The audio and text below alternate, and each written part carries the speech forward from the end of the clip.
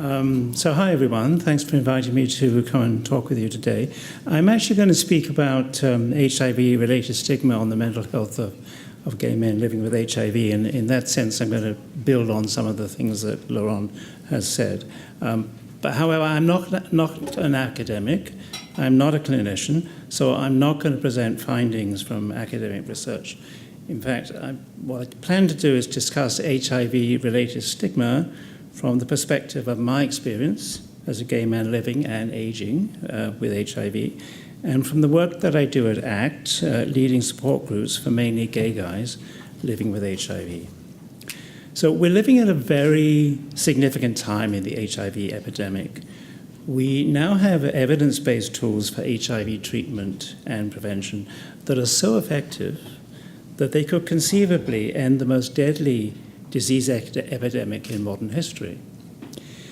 Today, if your HIV is diagnosed promptly, and if you have access to treatment, you can live a long and healthy life. And because HIV treatment is so effective and reduces your viral load to undetectable levels, there isn't any risk of passing on the virus during sex. And those same medications that keep me healthy and alive are also highly effective in preventing HIV transmission when taken by HIV-negative people who are vulnerable to HIV. Just consider what a huge leap that is from the situation in the 80s and early 90s. Back then, an HIV diagnosis was still considered a death sentence, and the only prevention tool we had was the consistent and correct use of condoms. Yet, despite this progress, HIV remains one of the most stigmatized of all medical conditions. And if you need proof, just look at the comments under any online story about HIV or that appears in the media. For many of us who live with HIV, it's the stigma we face that now provides the greatest challenge in our lives. That's the message I hear all the time from the guys who've attended the support groups I facilitate. Attitudes towards people with HIV really haven't progressed as rapidly or as positively as the medical treatment has. In a national survey conducted in 2012, 48% of Canadians said they'd feel uncomfortable drinking from a restaurant glass that had been used with a person with HIV. 51% said they'd be uncomfortable if a family member or a friend dated someone who was HIV positive. And 60% said they were uncomfortable with HIV because they thought it was still fatal. But these perceptions and attitudes are not limited to the general public. Sadly, some of the most potent expressions of stigma towards HIV-positive gay men comes from within the gay community itself. Gay men like me who have HIV, who dare disclose our status on dating apps, would likely have at least some experience of rejection as a result. But people won't only make judgments about you if you disclose to them, they'll be even more judgmental if you don't disclose to them. The language that some people use about people like me is truly horrendous. We're blamed for contracting HIV in a way that people wouldn't dream of blaming somebody who gets cancer because they smoke. And we're routinely vilified as predatory and irresponsible guys by too many of our HIV-negative brothers. But people living with HIV don't just face stigma in dating and intimate situations. We can also face stigma and discrimination daily in just about every aspect of our lives. Discrimination in the workplace remains a key barrier to employment and loss of employment because exclusion from the workplace remains widespread despite any anti-discrimination laws or policies that may exist. Stigma can lead to a lack of educational opportunities. It can result in abandonment by a spouse or a romantic partner or by family members, and in social and personal ostracism. It can be expressed by stigmatizing language and behavior, verbal harassment, and even violence. And it can place limits on housing, restrict travel, prevent participation in religious and cultural ceremonies. And the overly broad use of the criminal law in the case of the non-disclosure of HIV status perpetuates stigma and discrimination, as both the federal and the Ontario governments have recently come to recognise.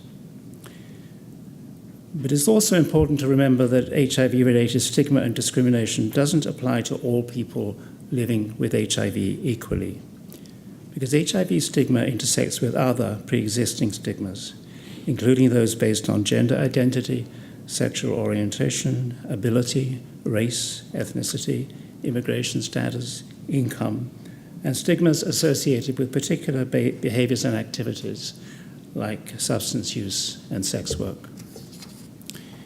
And this can have a serious impact on the physical and mental health of people living with HIV.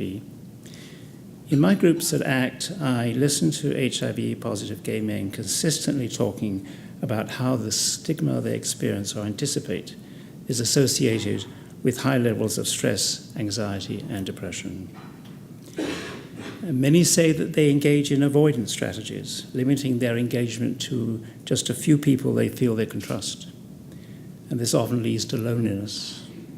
It impacts the quality of our lives, our mental outlook, our sense of being happy and fulfilled people. And when these stigmas are internalized, as they often are, they can have an equally damaging effect. Negative self-judgment can result in shame, a feeling of worthlessness and self-blame. And self-stigma limits a person's ability to live positively, limits self-agency, quality of life, adherence to treatment, and access to health services. And HIV stigma also affects HIV-negative gay men because it hampers HIV prevention efforts.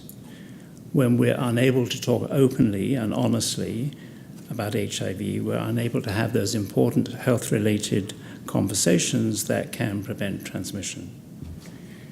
And people may be less likely to test when the dread of acquiring HIV becomes too great. And as a result, they'll be too late to access treatment that will both extend their lives and make them uninfectious to their sexual partners. So that's a long list. So what can we do to end HIV stigma? It isn't easy. But I'd suggest we place emphasis on 6 approaches.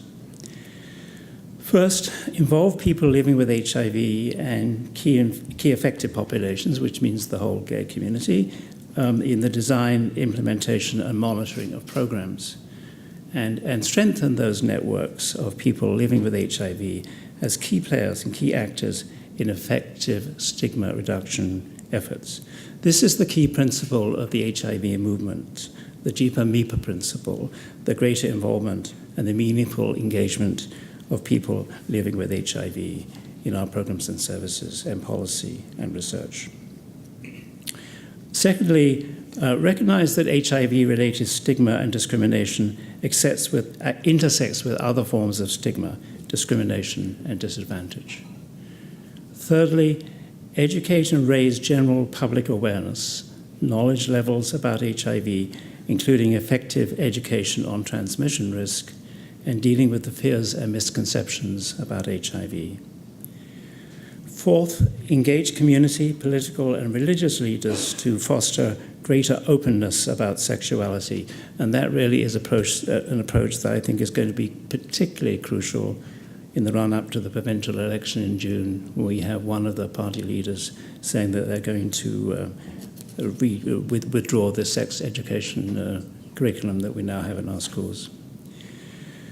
Fifthly, ensure staff members within the healthcare and social service settings provide care that's non-discriminatory, maintains confidentiality, meets the needs of key populations, such as gay men, and is respectful of human rights. And finally, address those harmful criminal laws that fuel stigma and discrimination against marginalized groups and people living with HIV, including the overly broad use of the criminal law with respect to the non-disclosure of HIV status. living with HIV is not as bad as it once was, and we should welcome the fact that it's no longer a death sentence, but ignorance, prejudice and fear continue to combine to make it much worse than it need be. So that stigma doesn't just hurt people living with HIV, it really hurts us all. Thank you.